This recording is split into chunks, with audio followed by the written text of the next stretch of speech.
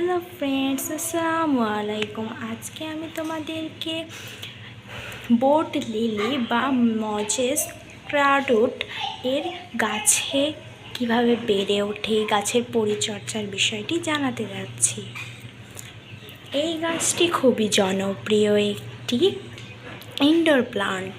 এটির একটি ডাল কেটে লাগালে নতুন একটি চারা হয়।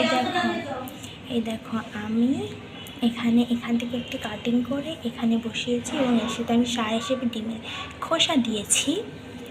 এই দেখো আমি যখন লাগিয়েছিলাম জাস্ট এই দুটো পাতা ছিল, দেখো এখন 3টে পাতা আরও নতুন গজিয়েছে এবং এর সাথে সাথে এর ভিতরে শিকড়ও এসেছে।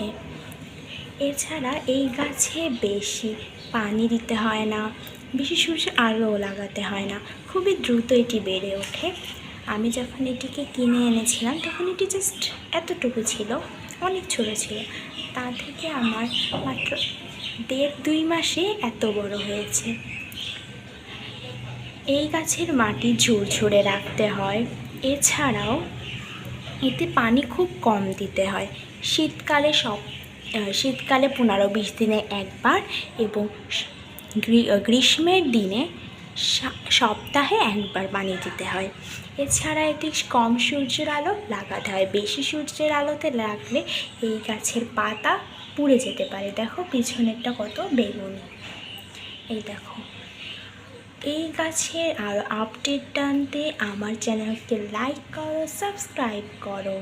আজকের মতো এই পর্যন্ত। আল্লাহ হাফেজ।